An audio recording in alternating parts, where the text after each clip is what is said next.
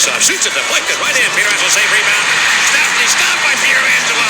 I don't believe that save. Neither does Peter Stastny. He can't believe the save that Pietrangelo just made on him as Frankie Sparkly. Now that maneuver there to stop and rob Peter Stastny. He should get 5 to 10 for that.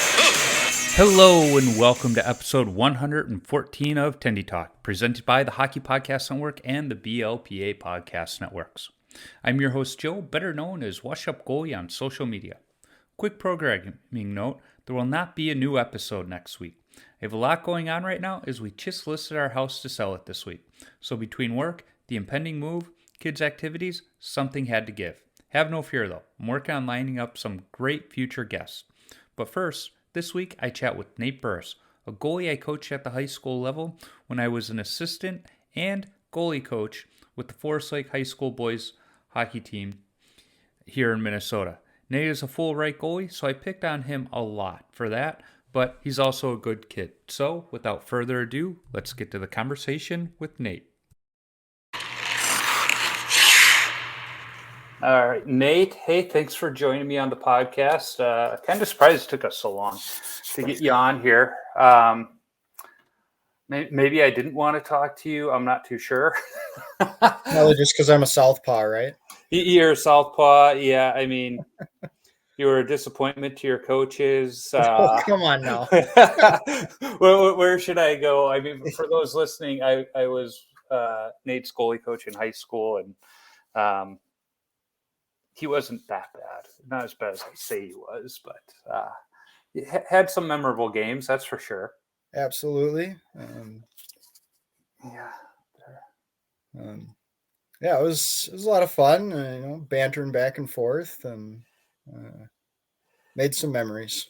When I had Dustin Carlson on, we were talking about the different goalie personalities we had kind of during that time. And, that was kind of when he started coaching too. Now he's the Ohio State goalie coach. And I told him, you were that goalie where I could just pick on you. Yeah. And you got it. Like, you weren't offended and, you understood where it was coming from.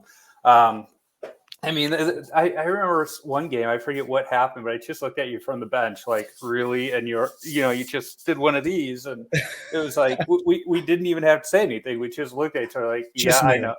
It just knew. Yeah. So before we get into that stuff, I ask everybody, what got you into hockey? Yeah, you grew up in Minnesota. Yeah, your dad played, but, what kind of got you into the game? I don't remember too much. I know I started skating in downtown Minneapolis area. And I only remember this because my grandma made a memories video type thing. And that was part of it, was my first time on skates. I would say my first real memories of hockey was probably Mites and Anoka. And at that time, it was kind of a rotational thing of positions. And if you wanted to play center, which I always wanted to do when I was little, you had to play goalie first. So I'd always go into the goalie crease to play goalie for one shift so that I could go out and play center the next shift. And my dad thought it was because I wanted to be goalie. So he ended up buying me all the equipment and asking if I wanted to try it. And it just kind of took off from there. My dad was my coach all the way through probably my second year of Bantam, and did camps and just kind of grew with my love with that. And we every Christmas, Dad would buy about 3 boxes of hockey cards, and we'd sit in the living room opening up hockey cards, and we'd watch games just about every night, and just couldn't keep me off the ice. Does your dad ever look back at it and go, I should have let you be a center? I don't think so. With him being a goalie, I think, it just, he nurtured everything he could have asked for. First picture of me and him when I was born, I think it was like 6 days after I was born. It was him holding me, and I had a hockey stick in my hands. Yeah, that was the nice thing. And your dad, being a goalie, he understood he played goalie in a different era for one, and that's saying something for us because we came up learning pad stacks and skate saves still. Yep, and that's exactly what he taught me. And I've skated a couple of these open hockey things, some 3-on-3s, and every now and then I find myself throwing out a skate save. Yep. Just muscle memory. I use the pad stack all the time, and I made a save 2-3 weeks ago. And even the opposing team and the guy that shot it, they loved it. He's like, I'm not even mad I didn't score. Yeah. It's always fun to pull out. And I don't know why, but lately I haven't been doing the skate save, but still kind of like the Grant Fuhr kicking the stick out as the puck goes off of it. I've noticed past couple games I've just instinctively doing it, and I'm like, that makes no sense, but it looks pretty damn cool. I've always gone. I still go to the old windmill glove save every now and then. And you have to. In fact, I got that great picture of you in Grand Rapids. Just full extension catching that puck. Yeah, I've got that on my screensaver at work, so I see it just about every day. Yeah, I think I still. Are you still wearing those old cohos, or have you upgraded since then? Yep, I've still got the maroon and gold cohos, the same gloves. I did have to change out my helmet finally a few years ago. I still have the old Olaf Kolzing helmet. Yep. But it finally failed on me, so I had to get a new one. I had Olaf on my 100th episode, and I was talking to him about his helmet, and I had mentioned that I coached you, and you had that helmet, and he liked that. That helmet is kind of in one of those iconic phases. It's not like Potvins where everybody seems to want it, but people do replicate it, and they want that helmet. And he likes that. He had mentioned how the first Godzilla one came about, and how the first one looked like Barney the dinosaur. He's like, that lasted maybe 2 games. Like they needed to fix that right away. But so you're playing hockey, in Forest Lake, and then like every hockey player in Minnesota, you want to play high school hockey. Did you think you had a shot to make the team, first of all? The Forest Lake team? Yeah. I had a pretty good feeling that I'd get on the team. At that time, I don't think Forest Lake was as big as most of these other schools. I think there's my first year of Bantams, there was only 3 goalies that even tried out. Yeah. And just based off of that kind of gave me the feeling that there's probably not going to be many goalies trying out in a couple of years for high school either. So just kind of went out there and did my thing, and just waited for my turn. As coaches, we talked about it because Forest Lake School District is one of the largest in the state. Okay. Geographically, it's larger than the city of Chicago. It's got a ton of kids, but the wrestling program was so strong at that point that we lost a lot of good athletes to the wrestling program early on too, because Coach Detmer did a great job of recruiting young wrestlers to that program. And we said it's not a bad thing because it's great for the community to have a dominant program like that. But we're like, how many good hockey players did we lose to the wrestling program over the years? And then even though it was a different season, baseball, they had especially while you were there, I mean, they were going to the state tournament and everything. They had the player of the year the one year. It's just, you've got those 2 programs, and some of our hockey players, like Crit, the Fogarty brothers, they were on the baseball team, and Gump was on he was the catcher, which how are you a catcher and not a goalie? I don't understand it. It just, it doesn't make sense to me. I don't get it, especially with a nickname like Gump. But the baseball program was just so good that they attracted some of the athletes away from us. Yeah, and even the less dominant football team. I know there were a ton of the less guys on dominant the football were, team. They won one game in the 3 years I covered them. Yeah, but a bunch of the hockey guys were still on the football team. Mm-hmm. Football, we had a few soccer players. Yep. But the time you were there, and we think of the goalies: Carlson, you, Moberg, Fritzinger, Neujahr, Frost. We had some goaltending depth for sure during that time. Even though we didn't have a lot of goalies, we had strong goalies. I mean, you look at Carlson, he went to Ohio State. We look at Moberg, he went to Air Force Academy, if I'm not mistaken. He played juniors too, I think. Neujahr, I forget if he played after high school or not. He could have if he wanted to. I don't remember. Fritzinger could have if he wanted to, but him and his brother were just goofballs. I don't know if he wanted to. Sure. Did you ever coach? I had a cousin, I think a second cousin, Gaffey, Christian Gaffrey. I coached him in STP stuff. Okay. He went to Duluth. Yeah, I remember that, and he was a hard-working kid in practice. He was fun to coach. So when my daughter was born, that was the year Carl stepped down, and then after that season, and then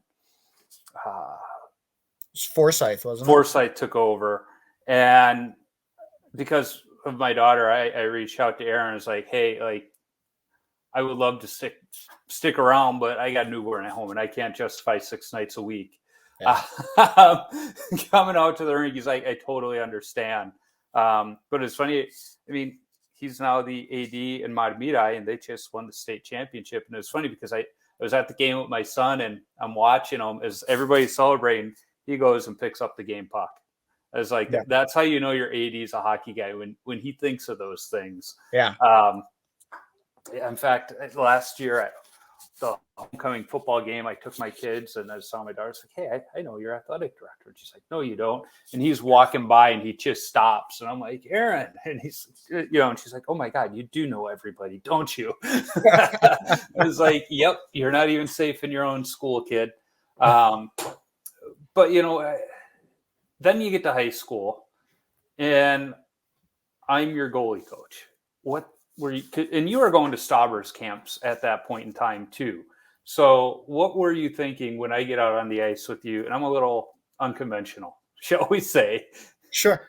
It was just different. It was a new experience. My only goalie coach my whole career was my dad.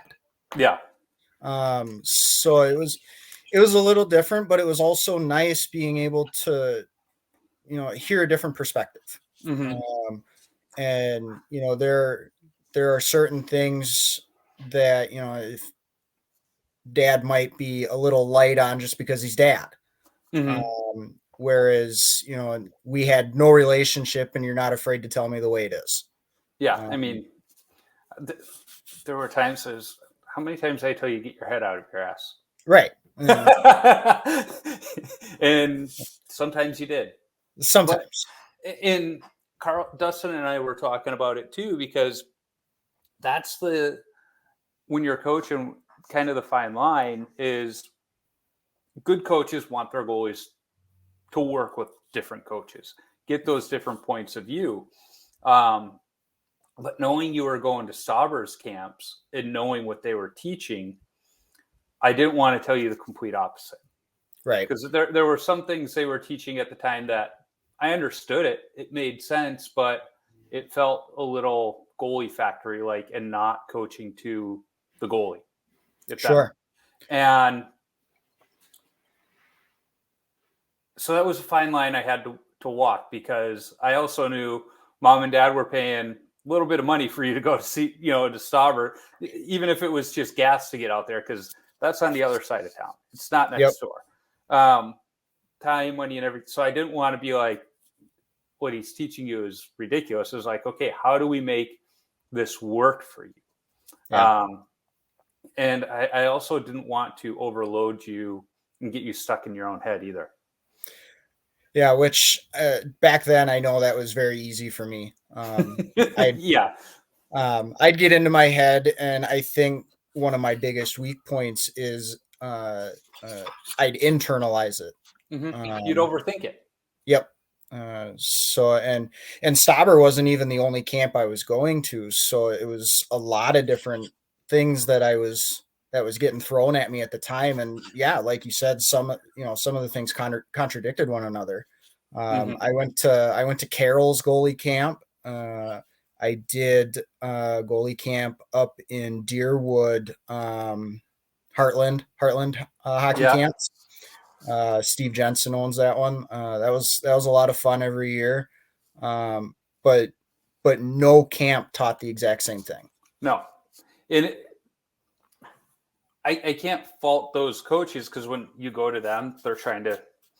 But in my case, I was with you all season for, it was 3 seasons. I was with you for 2 or 3.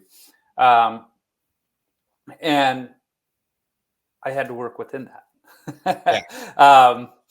I think we did a decent job to, I think we maximized your abilities. And when I think of you, of all the goalies I coach in Forest Lake, we were probably most alike in our abilities. Like, you and I, we weren't the most gifted athletes, but we wanted it more than the other goalies.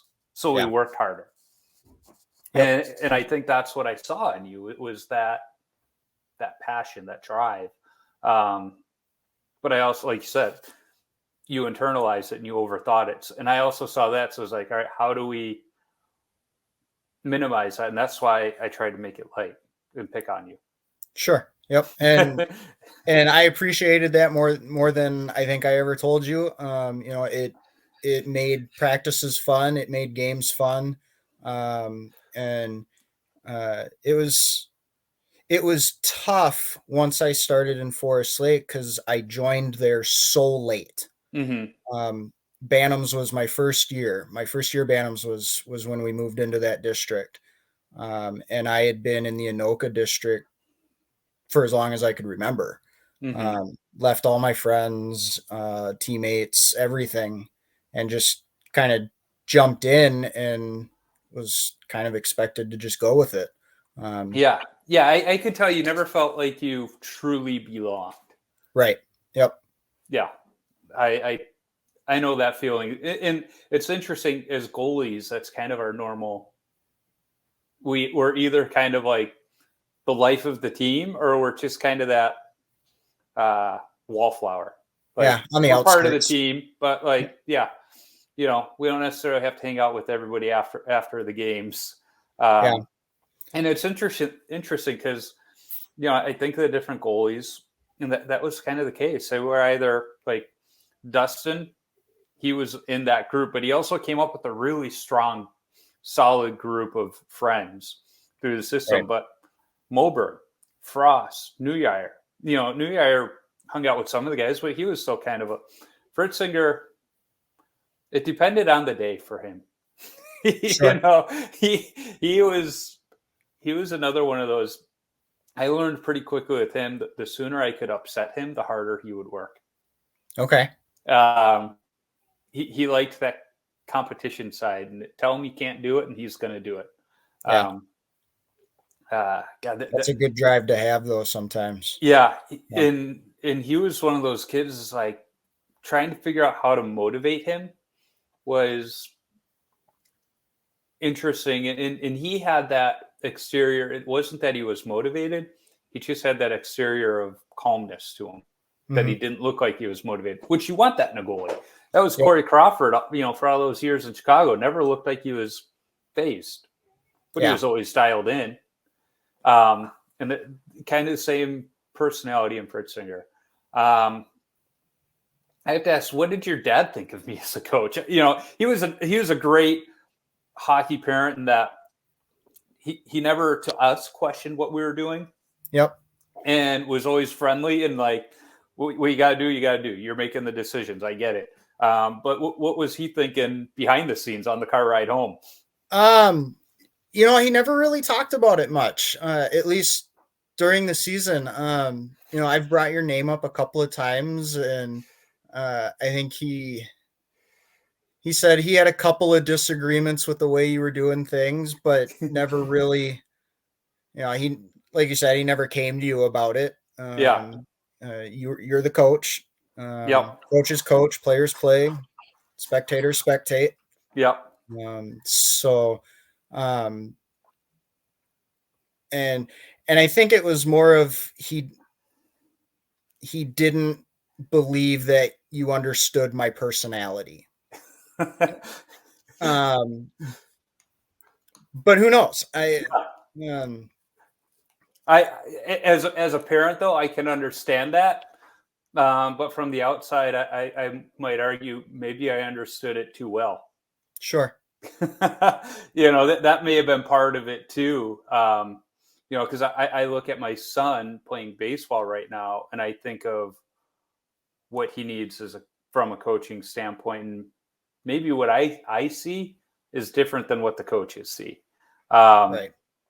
It may have been one of those, but to your dad's point of questioning things, there were a few times where we talked technique, and it wasn't disagreement, so it's just good conversation, like trying to understand each other's sides. And I love those conversations because and many times in those conversations, it's not that either side is wrong. It's just, we hear it all the time in goaltending is it's your toolbox. What tool are you using at what time? Perfect example of that is how many times at the JV level would we end a practice with a shootout? And then we had that Christmas tournament in Chicago where we go to the championship game and it's a shootout. And I forget who the defenseman was. We threw in there in like the 8th round, and all the parents are going, what the heck is going on? But me and Chad, who I actually saw at the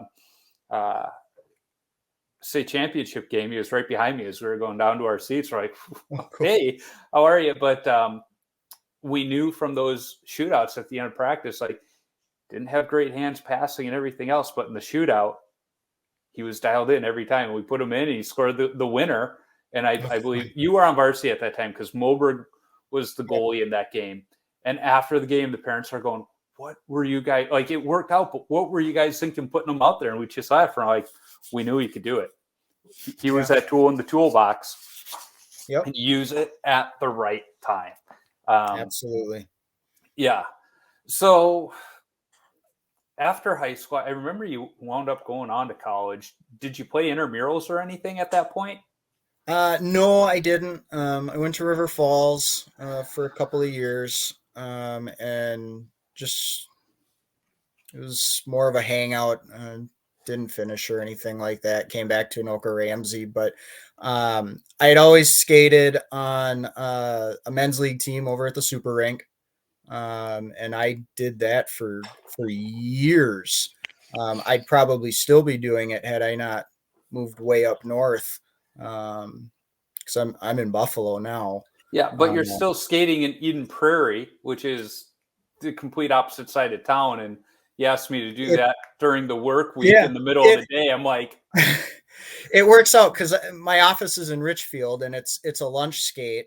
So I just run over there for my lunch hour and go skate. Well, it helps when Dad's the boss too, and you tell him you gotta go play hockey. Well, yeah, and I'm almost the boss. Yeah, Grandpa's getting ready to retire, and I'm going to end up taking his place. So that does help. It helps. Fortunately, I don't have that ability. Although one of my contacts reached out to me over the summer asking if I could fill in for the Dubuque League morning skate. Oh yeah. And I had a meeting. I had some meetings the next day, but they were with my boss. And I sent him a text. I was like, "Hey, could we maybe move back our meetings? I got a chance." And he's like, "Yeah, absolutely." But then I just had too much work. I was like, I can't in good conscience. Yeah. Because it was down in Edina, and that's an hour each way. Yep. And then I still get there an hour before, I take the ice. So there's 3 hours and I haven't even touched the ice. I'm like, yeah, I had too much work. I was like, but makes it tough. Yeah, and this fella, he's Connor Beaupre's backup for the emergency backup. Mhm. So I'm like, I want to go out there. I want to get that skate in, but I just couldn't in good conscience do it. And he understood. It was just kind of like, it is what it is. But yeah, those lunchtime skates, they can be fun. I mean, when I was in college, I go home on break. I would do the lunchtime skate at Johnny's Ice House right outside the United Center because it had the best skate in the city. You know, it Yep. was so close to downtown. These guys could pop over on their lunch break. We had lawyers, we had dentists, we had doctors and priests and business owners. In fact, one of the guys, he told his wife he didn't play hockey anymore, and then a dentist of all people, got him with a high stick and knocked 3 teeth out. And he comes home missing 3 teeth, all bloody, and he told his wife, and he was back the next day, and they're like, "How did it go over?" He goes, "Cost me a lot of money. We got to go on a vacation now." But the dentist who knocked his teeth out felt so bad about it, he offered to take care of him pro bono to fix the teeth and do the implants and everything. So that it worked out for him in the long run. Yeah. Um, That's why hockey players are the best. So. yeah, well, it was such a fun skate because Billy Zito, he was still a player rep at that point. He was out there with us. Oh, Um, fun. and he's the Florida GM now. And I was upset when I was listening to the Spit and Chicklets with Timmy Stapleton because I played against him in high school. He played for Fenwick. And apparently he was at some of those skates. I don't remember him at them, but Zito saw him in those skates and saw something in him and got him to Winnipeg. And I'm sitting here going, I was in those same skates and he never talked to me other than to see if I could make them. I was like, I feel a little offended here, you know. But hey, it is what it is. I still got to have fun. Yeah. Yeah, But that's what it's all about. You know, just finding a good group of guys and being able to have fun for an hour. And yeah, and that's what it is with the team I'm on now. It's mostly Hugo, White Bear, and Stillwater firefighters. We do have one cop on the team, so he gets picked on. And we got a guy from Forest Lake on the team now too. But it's just a good group of guys. And as I look at us getting ready to move out of state, I'm like, that's what I'm going to miss is that group. But I'll find another one down there. And that's how I'll introduce myself to the community, is just getting into a few skates and make a new group of friends. So, you know, you played at the Super Rink League is awesome. And again, because I found a good group of friends, I'm playing in the D League because I like these guys. Yep. They're not very good, but it doesn't matter. You know, our saying is if nobody gets hurt and we have beer, it's a victory. Doesn't matter what the scoreboard says. But I have and could play up higher, but it wouldn't be the same. Yeah. Are you on a regular skate these days? Because there are some leagues up in the North Metro that you could get into. Not yet. My focus right now is I've got my wedding coming up in June. So I've been really focused on that. But I'm sure you're the one doing all the planning. no. But I fell into this this skate over in Eden Prairie here, this 3-on-3 at the Velocity Ice Center. One of the guys that skates it is our company's insurance agent, and I had always told him, hey, if you need a goalie, let me know. I'd be happy to come skate. Yep. And it just so happened that they needed a goalie one day and went and skated, and they added me to the group, and I've been going every week since, probably a month and a half now. And it's fun in those skates because even those high level ones, even if you do suck, they're like, we just want a light body to shoot on. We don't care. You know, Exactly. it's ice time.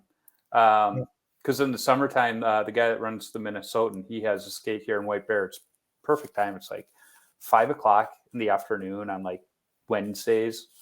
And, you know, it's a mixed bag of talent, but it's pretty good. But there's a few guys that are home, you know, in the summertime from the minor leagues, still trying to crack an NHL lineup. And it's like, yep, they're easy to spot. And it's not just because of, you know, their helmets and the stickers and everything on them. But once they go skating around and they can catch every pass, even if it's a bad one, and then all of a sudden their shots they're behind you before you even see it. It's like, okay, I got to up my game a little bit. Yeah. Those are fun. Yeah, that's exactly what this skate is. There's some good guys out here. There's a couple of ex-NHL guys, couple of ex-D1 guys, D3 superstars, and it's fast, but it is so much fun. I've had this conversation with other goalies. It's always easier to play up because in certain plays, like a 2-on-1, if they're passing over, you expect them to shoot on pass. Yep. When you skate down, you play as if that's going to happen, but it doesn't happen because they fumble the puck and then they pass it over. Now you're way out of position and it makes you look bad. It's always easier to skate up. Even if they're sniping you, you're still playing better. You're in better position than if you're playing down. That's just been my opinion. And your reactions match the speed of their shots a lot better. Yep. That was one of the things I noticed because I skated D-League a couple of times in Blaine. And that was one of the things I always noticed is I was expecting this super hard, super quick shot, and I'd be in my spot and go to make the save, and the puck hadn't even left his stick yet. Right. I've had a few of those where I moved the glove and I'm moving it too fast because I'm expecting it to be what I've seen in the past. And it's like, no, it's just a little flutter shot. It's like, son of a gun. But it is what it is. So you've got a few kids running around the house. Are any of them skating? Not yet, although my son, who is 6, right at the end of winter here now, has expressed interest in wanting to learn how to skate and play hockey and play on the same team as me, he says. But so I'm probably going to take him over and get a pair of skates and see if I can find a spot yet this winter for him to get out there and start trying it.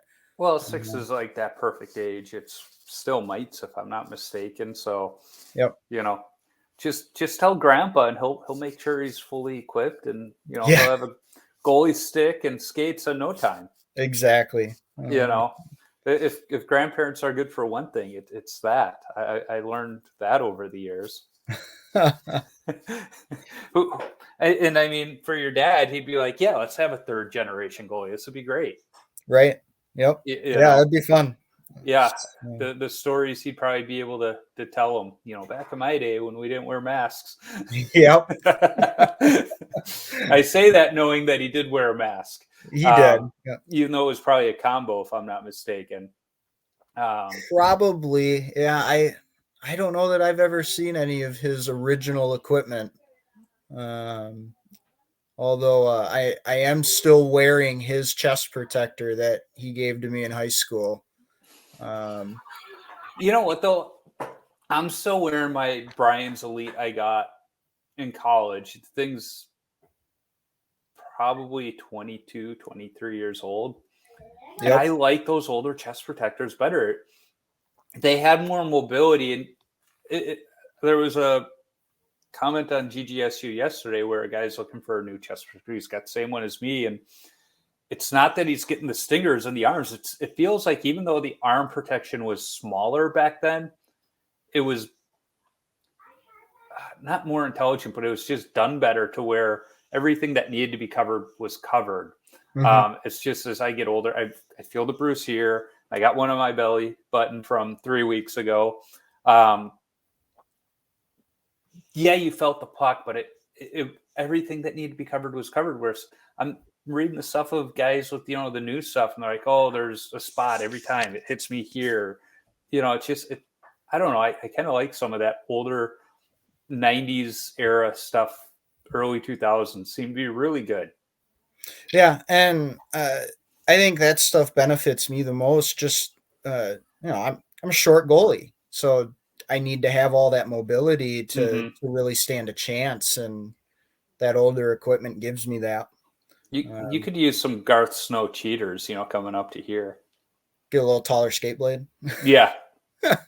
Yeah. But taller skate blade does nothing when you go down into a butterfly. I got my new pads like that. No, but now that I have my new stuff, I'm thinking I might need to upgrade because I'm still wearing my old Reactor 5s. But the newer goalie skates with the thicker, taller steel is probably the best way to say it, and a taller chassis.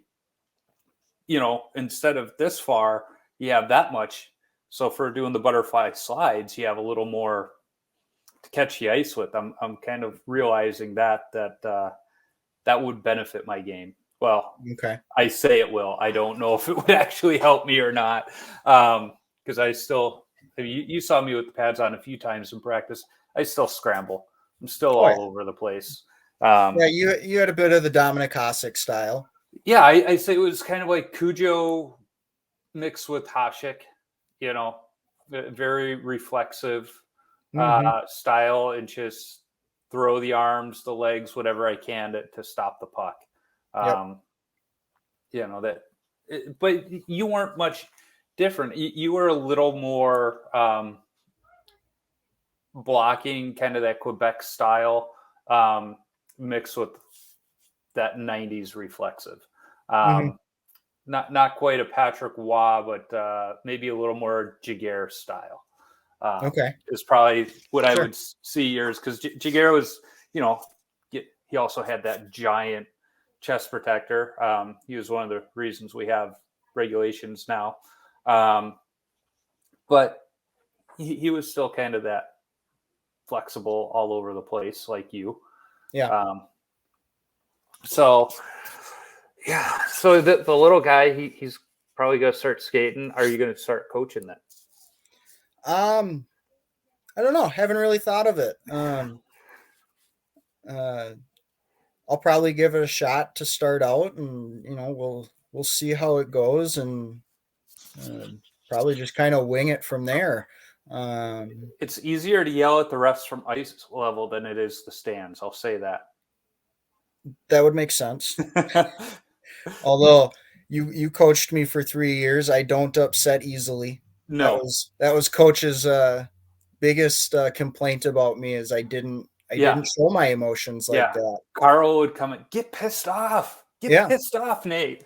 And you're like, I'll never forget the Roseville game when something happened in my crease and I took a swing at a guy, and one of the defensemen came in for backup and got a penalty for me. And at intermission, Carl came in and he started yelling at the team because they weren't playing with any tenacity or fire. And he comes over to me and kicks me in the leg and says, "Nate's finally got it. It took him 26 games, but he finally found it." I remember that. He was smiling so big. He loved it. Yeah. I remember that game now. And that was part of my dad. He coached me and always told me, don't get upset because it'll make you play worse. Yep. So I did everything I could to keep everything inside so that I could stay calm and collected and not let anything shake me. Yeah. Well, and on top of that, a ref isn't going to change their call. Right. And one of the things I was taught in goalie schools was be nice to the refs, be their friend. You're more likely to get calls in your favor doing that.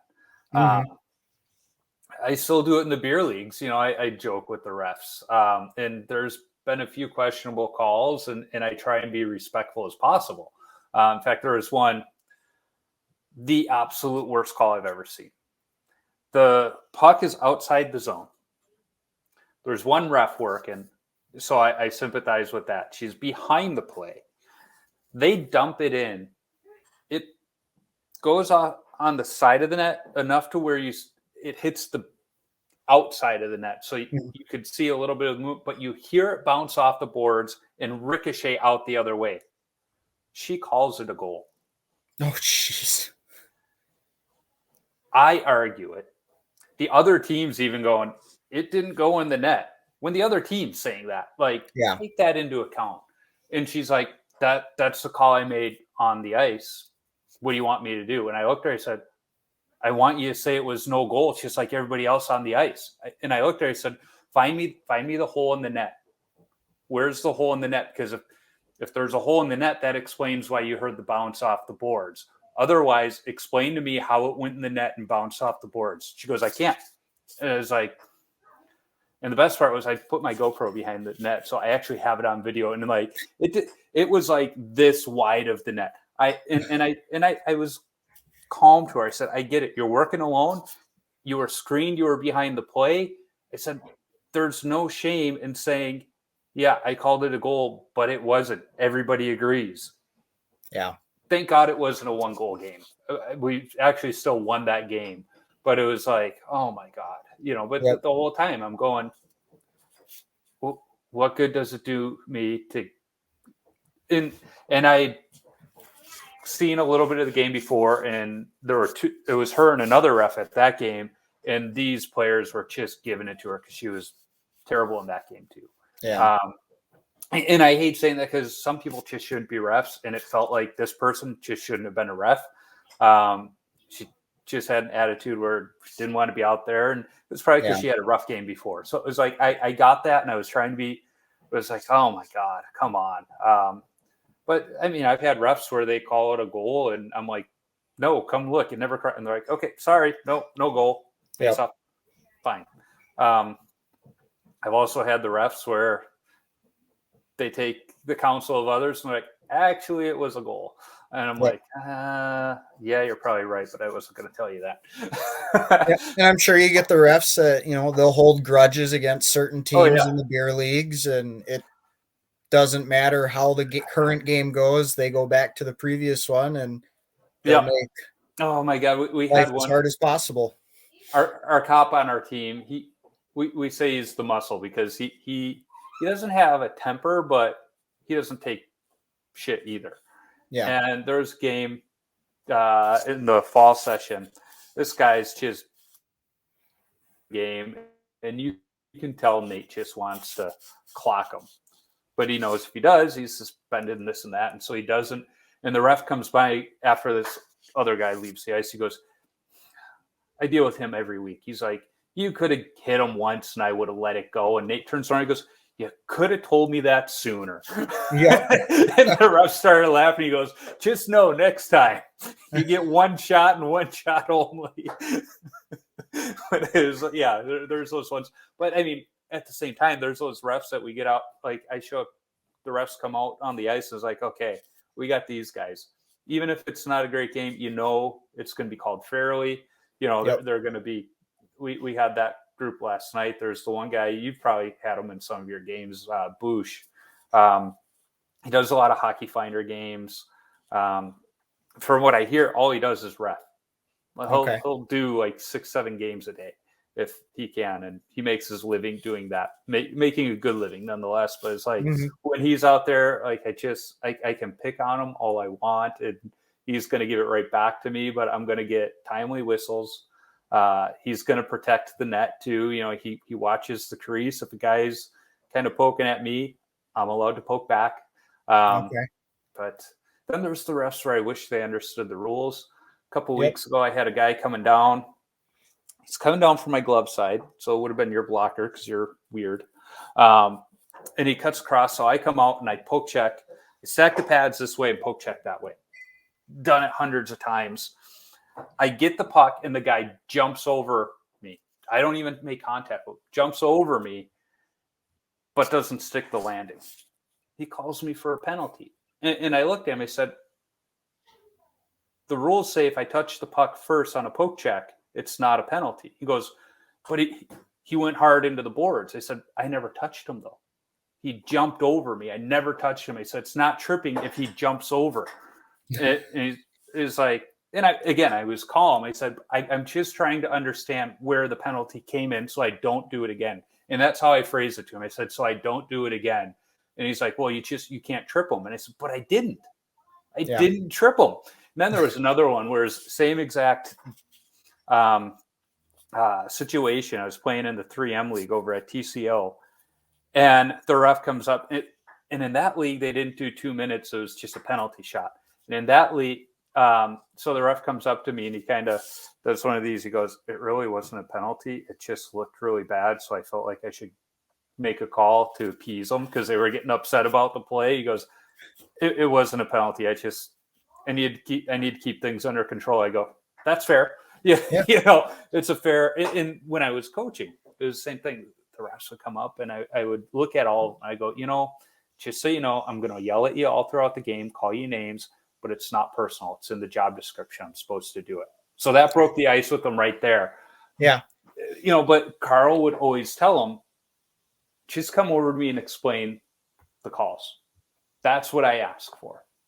Mm-hmm. I won't have to agree with it, but at least if you give me an explanation, then I can at least understand it. Yeah. So we've been talking for 45 minutes. We could probably talk for a really long time, but I know a bit. I'm going to get a text from my son saying he needs to be picked up from baseball practice, which he'll appreciate this. I think he should have been a goalie because they have baseball tryouts last week. He's a freshman, so he's trying to figure out freshman baseball, and because it's high school, the coaches aren't talking to the parents anymore. It's just all information funnels through the kids. And they're using an app where they can send information to the kids over here, but then they send information to the parents. And on Thursday, we get the message that for 9th grade ball players, final cuts will be made tonight. No practice Friday, weekend off, and then come back Monday. And I was like, okay, that works. So I pick him up after practice. I was like, how you doing? He's like, good. He's like, how's practice? Good. Anybody talk to you? No. I was like, so do you practice Monday? Yeah, why wouldn't I? Because tonight was final cuts. He goes, I didn't even know tryouts started. I thought this was just practice this week. I was like, look at what the coaches sent us. Huh. I said, did they talk to anybody after practice? I don't know. Me and Brendan just, when they said it was over, we just grabbed our bags and left. So like he goes to school today. I was like, don't forget your baseball bag. You got baseball right after school, and they're handing out lockers and stuff today. So I was like, didn't know if I should expect a text at 2:45, like, Dad, come pick me up, or do I pick him up at 6? I wasn't really sure. And since I haven't gotten the text, I'm pretty confident he's on the team now. All right. I was like, Jesus, kid, you should have been a goalie. But he's an outfielder, and that played into his favor. Only 7 kids said they wanted to be outfield, and like 20 kids said they wanted to be infield. I was like, well, that was a good choice for you then. Yeah. I probably should have chose a different position to try for baseball when I learned Gump was catcher. Catch. Yeah. I probably should have tried first base, or I played a lot of outfield in little leagues. But I figured catcher would be a good spot for me as a goalie, but everybody hated me because I was a southpaw, and there's no such thing as a southpaw catcher. And yeah, there aren't, even in the big leagues, there haven't been too many of them. And it is what it is. I guess I suppose that would throw off pitchers more than we would think. Yeah, I was having the conversation with I think it was last week's guest, Preston. You'd think more catchers would be better hitters. All they do is see the ball coming in. And I've had a couple of people explain to me, well, you're seeing it at a different angle, but you're still focusing on the release from the hand. You would think you'd see more catchers be, dominant hitters. But it doesn't happen. I don't understand it. It might be because they focus so much on the defensive side of the game that they're not in the cages as much as, say, the first basemen are. I don't know. That's a whole nother can of worms. Right. But like I said, we've been talking a while, and I end every episode with 10 questions. They're the same 10 questions I've asked every single guest. So you, Cole Zig, Eddie Balfour, Kelly, all the same questions. And the first question is, what's the craziest coaching moment from your playing days where a coach just lost it, went nuts, kind of Carl coming in and kicking you in the pads. That's probably the one that I would go with. That's got to be the one that I remember. And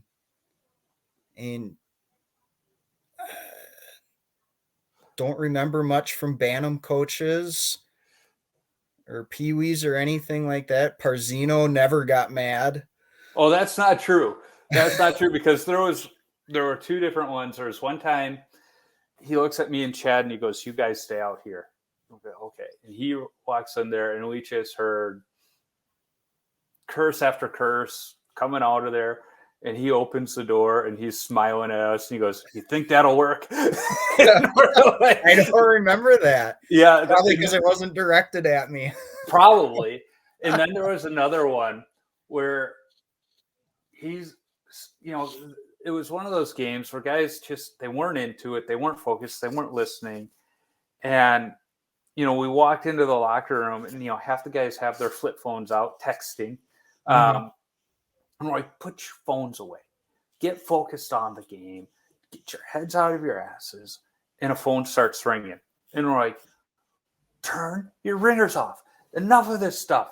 And it nobody's going for their pocket to turn it off. And I pick up on, and I just laying into you guys, turn the goddamn phones off. I don't know what's wrong with you, blah, blah. We walk out of the locker room.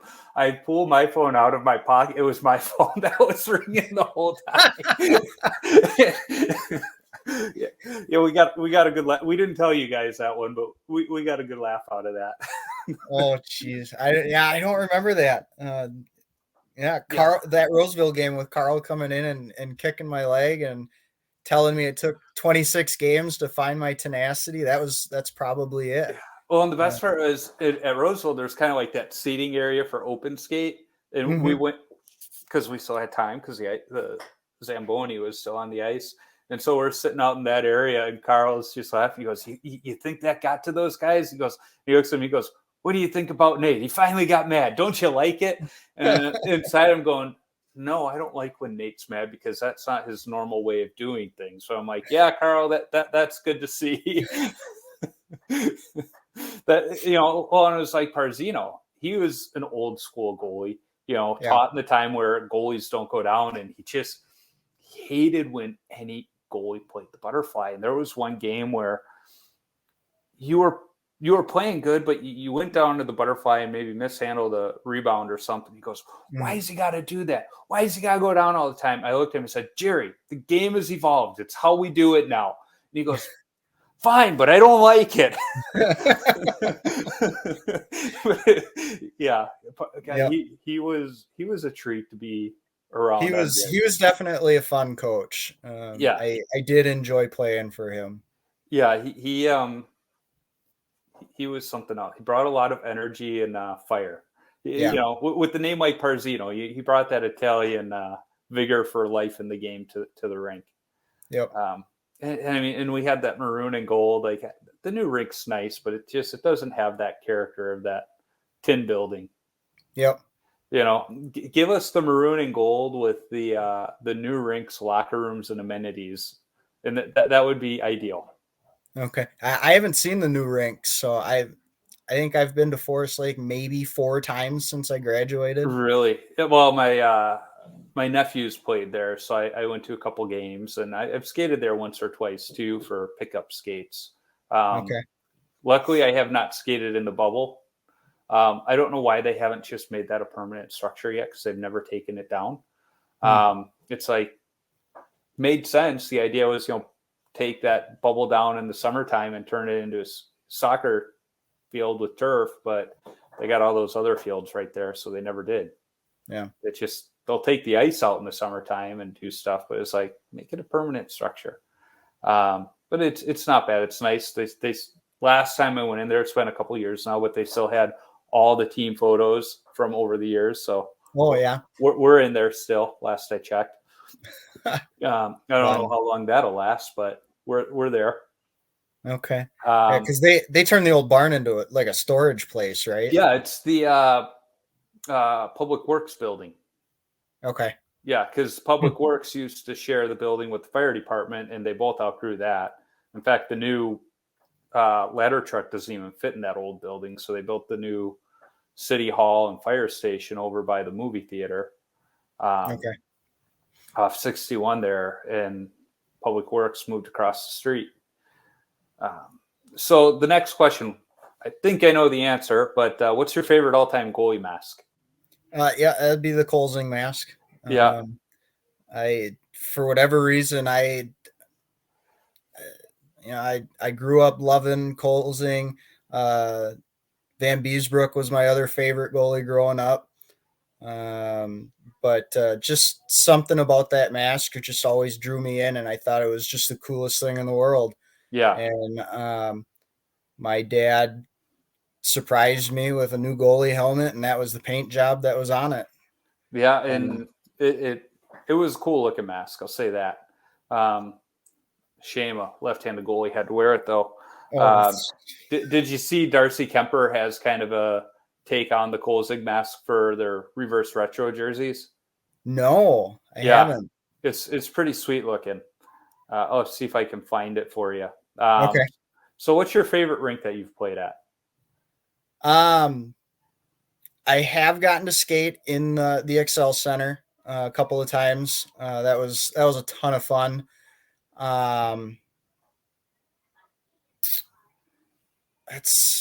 That's probably the most recognizable one.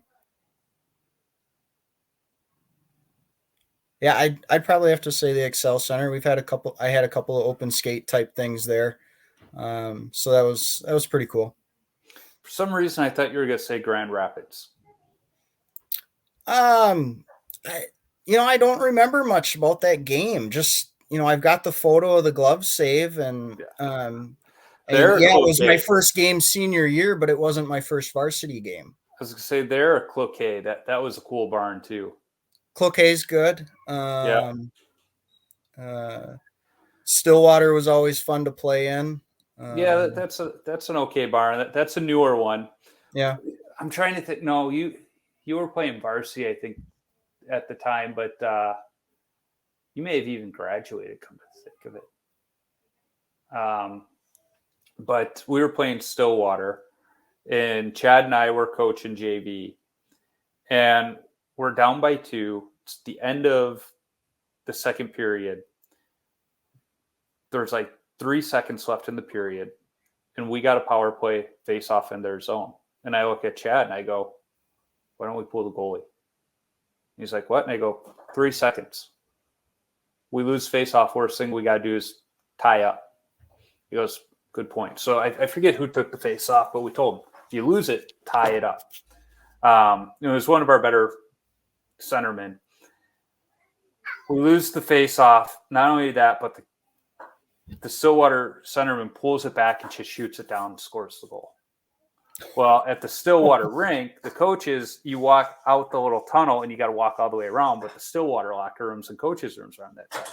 Uh-huh. Well, Phil Housley, he was the varsity coach for Stillwater at the time, but he was coaching the JV team that day for some reason, and he comes running down the hallway to find us before we got around to the other side. He goes, that was the right move. He goes, I wouldn't have had the balls to make it, but that was the right move. He's like, it's not 99 out of 100 times you're not going to get scored on that. He goes, it just sucks. He goes, but that was the right move. Don't feel bad about it. So that kind of felt nice that, a Hockey Hall of Famer told us we did the right thing. I've always been amazed that NHL teams don't try that more often.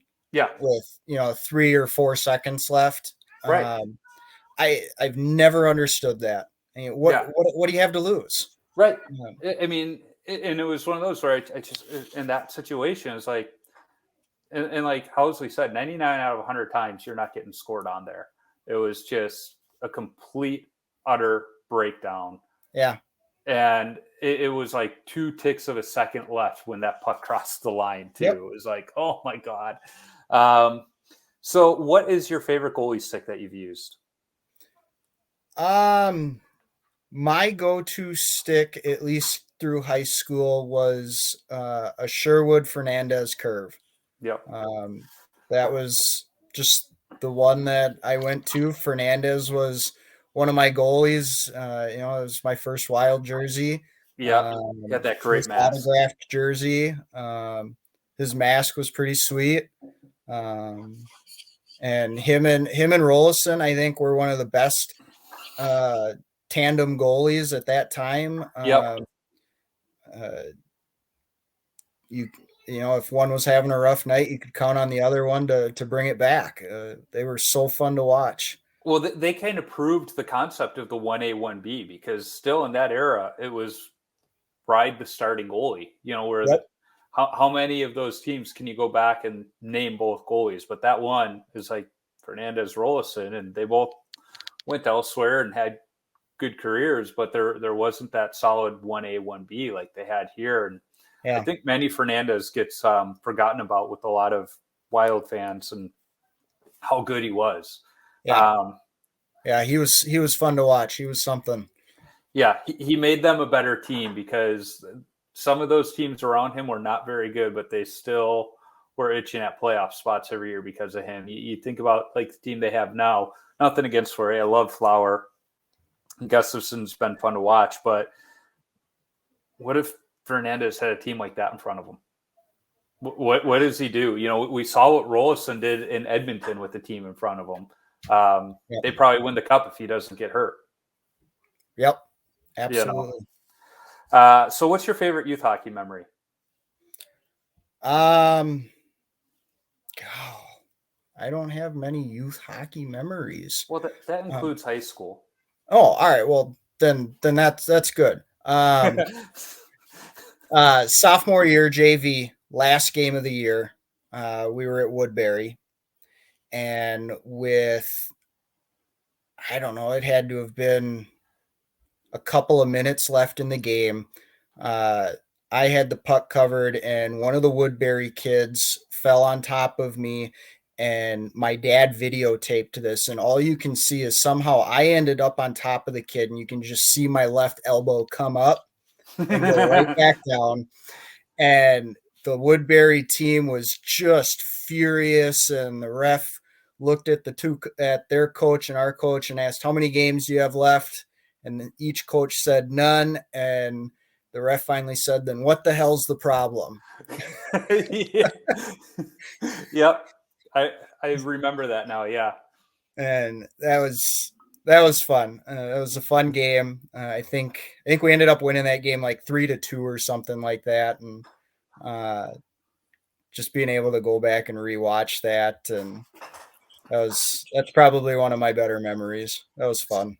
That's where Minnesota and Illinois are different. Illinois, you could get suspended in the last game of the season, and that suspension would carry over to the next year. Okay. So yeah, sure. And I remember I was a junior because my mom and dad were in England at the time, and our varsity was playing in the state playoffs. And I played JV that year so I could get playing time. And so the game was just wild. The rink we were at, there was like this bar that went through the middle of the section as you went up it. And so all of our fans were behind the bar, and the home team was in front of it. And there were a couple high school kids that were a little liquored up, having words with some of the dads from our group. And they're like, "Guys, these kids start a fight mid-game." So now the cops are called, and the cops escort these kids out, but it was still a packed house. Now, after the game, both teams are shaking hands, and they stopped the game while this fight's happening so that they could restore order, which is the great part. But so they're shaking hands, and one of the kids from the other team just sucker punches one of our players. Ugh. So the fight ensues. Our season's over, and like our goalie, Sergil, he's trying to separate people, and it's like three of them. And these are three kids that normally wouldn't fight. You just see three of them realize all at the same time, this was their last game as a senior. Suspensions don't matter anymore. And Sergio, you see him going like this, and it just comes over him. And then the blocker comes around.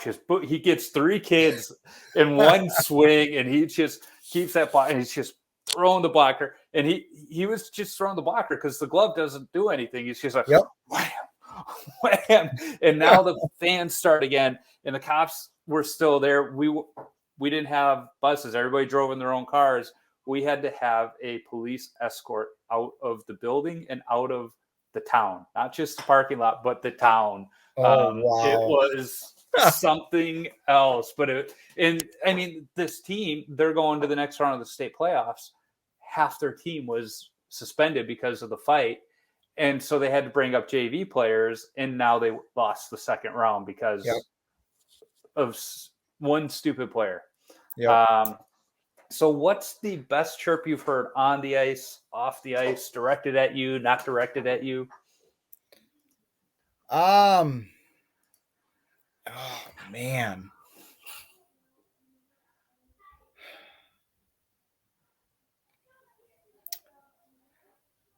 I suppose I've chirped at my fair share of refs since graduating. Usually over something really stupid, like the net comes off a little bit, and you know how that league is. They'll keep play going regardless, and once the puck's out, then they'll try to come and fix it. And play just wasn't leaving, and I'm trying to get the refs' attention, and finally I just said, "You blind MFer," and I threw the net off. Oh, Jesus. And he wasn't very happy about that. Yeah, I'm sure you guys were shorthanded following that. No, he did just give me a warning. But I looked at him, I said, the net's been off for over a minute and play hasn't left. And and it's not like it was an inch or anything. It was off pretty good. Yeah. It was the pipe was behind the goal line. Yeah. I had a game in the fall. It wasn't going well for us, and they wind up scoring, but the net was off. Not horribly, but it was off, and the ref comes up and he sees it, he goes, was this off before the puck went in the net or after? And I looked at him and I go, it wasn't off enough to impact the goal. I said, and he just kind of chuckles. He goes, all right, we'll let it stand then. He was ready to call it off for me because it was one of those where, it was getting out of hand. He's like, we can call it off. It's like, it wasn't enough to impact this one. And he's like, all right, you're being honest. I'll let it go. Yep. So what's the worst post-game beer you've had? The worst what? Post-game beer. I feel weird asking you that question too. We drink Busch Light during the entire Return of the Robin tournament, and it's pretty bad. Mm-hmm. I go with it just because it's there, but I would never go out of my way to get one of those. No, our guy from Forest Lake, when he comes, the Forest Lake guy is bringing beer because he brings his Busch Light. That is the beer that fuels Forest Lake, I think.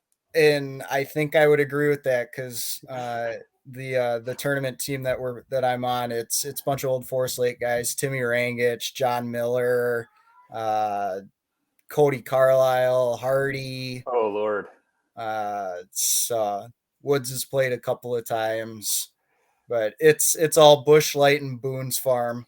Yeah, it's funny. You drive through Forest Lake and there's more smoke shops and liquor stores per capita than any part of the state, I swear. And it's like, that doesn't surprise me. I forget what my wife said, something like Forest Lake brought to you by Camo, Marlboro, and Busch Light or something. It was like, yeah, that sums it up. So when you tape your stick, do you go heel to toe or toe to heel? Say again? When you tape your stick, do you go heel to toe or toe to heel? Toe to heel. Why? I've always wrapped. I usually wrap up past the heel of my stick and I go up the shaft a little bit. Same. And I've just found, at least for me, that it's easier to do that part last than first. See, I think it's easier to do it first because when I screw up, I don't have as much to take off. If I screw up, I just keep going. I'm not surprised. And just not only are you left-handed, but you tape your stick toe to heel, and you are in the severe minority of this one. One day I'm going to go back and actually do the math to figure out the balance here. But I've had two different guests, and they hadn't heard each other's episodes. Call people like you psychopaths. I'll take it. Maybe it's a left-handed thing. Yeah, no, because the few others that do that now, Connor Beaupre said he does, but he plays the puck a lot, and he just likes the way the puck comes off because of the friction of the. But I've seen you play the puck, and I know that's not the case. But I will agree with this part. Those two guests that you fall into the psychopath category, being a left-handed toe to heel guy. So, what number do you wear and why? Or do you prefer to wear? I should say. I know the number, but why? I don't know that I ever really had a reason. I'd always worn number 1 ever since I started playing goalie.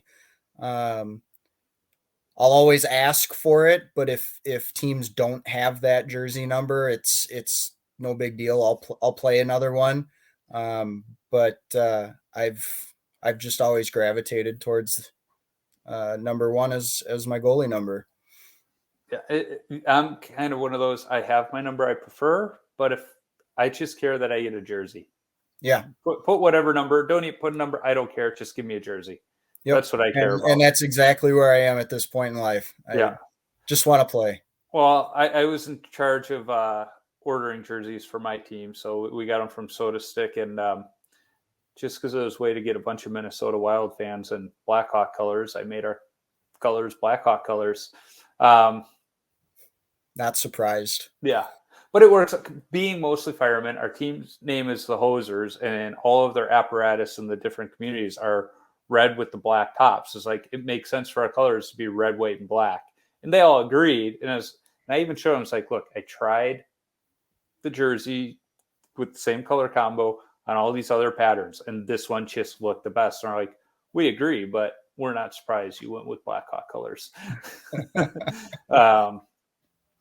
But yeah, I don't know. I like our jerseys. I don't know if you've seen them, but it's Hosers spelled out in script with a fire hose.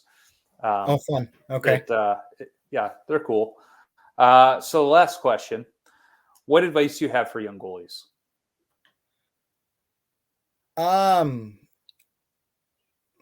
Don't have you as their coach. I was thinking that. No, I think start young, stretch every day. I think for me, my flexibility wasn't where I would have wanted it back then, and I think that made things a little tougher for me. I think it's never good when your coach is more flexible than you. Yeah. I think I'm one of the very few goalies that was never actually to do a full splits. Mm-hmm. And I think that held me back a bit. So I would say stretch a lot. It can only help you. I agree. It's a good thing. And that was advice I got from my goalie coach as a kid, because his career ended, and he was playing in the minor leagues. His career ended because he didn't stretch before practice and he blew his knee out. Yeah. So the importance of stretching, sometimes I think it's lost on kids. Yep. So, I stretch in the locker room. I stretch when I get on the ice, and I even stretch when I get home sometimes. Yeah. And I think, like I said, I think that was one of the biggest things that held me back. The only time I ever stretched was when I got on the ice. Yeah. And I'm still that way. But I would say that's it, especially if you want to have a long career.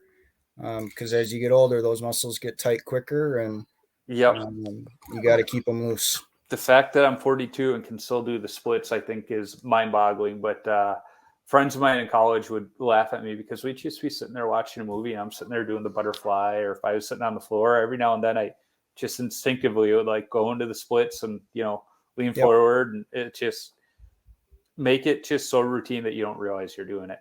Yeah. Well, Nate, it's been fun chatting with you. Every now and then it's nice to talk to you. Not too often though.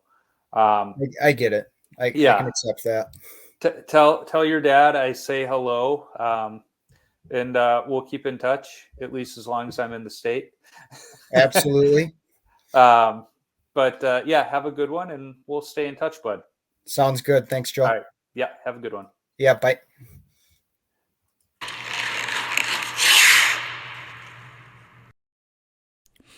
It's always great getting a chance to catch up with Nate.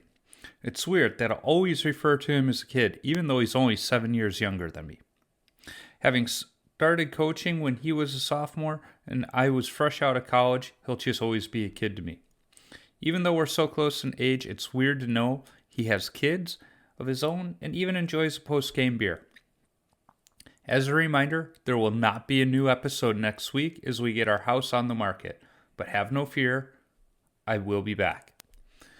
You can find me on Instagram, Twitter, Facebook, and YouTube simply by searching for Wash Up Goalie and I'll pop up. Visit washupgoalie.com for some great hockey-related content, my beer league hockey video highlights, and of course, all podcast episodes. If you want some Wash Up Goalie or Tendy Talk apparel, click the merchandise link on the website.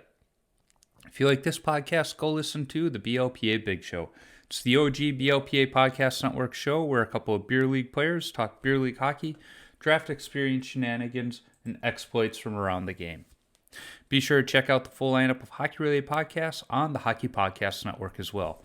There are too many shows to list here, but shows like the Jackets Debrief podcast, the Brew Jackets podcast, and the CBJ Actively Speaking podcasts can all be found. I need to thank the band Zambonis for allowing me to use their music on my episodes. You can download their music on iTunes or listen wherever you stream music from. I'm always working on lining up other goalies to talk to. If you are a goalie or have connections to a goalie who I should talk to, shoot me an email at washupgoalie39@gmail.com or DM me on social media. Let's not forget, if you're a brand that wants to sponsor the show, be sure to reach out to me. I'd be happy to talk. And finally, if you like what you hear, be sure to subscribe, rate, and comment on the podcast platform you're listening on. It's a quick action on your part that helps others find Tendy Talk. So, until next time, keep your stick on the ice and your body square to the puck.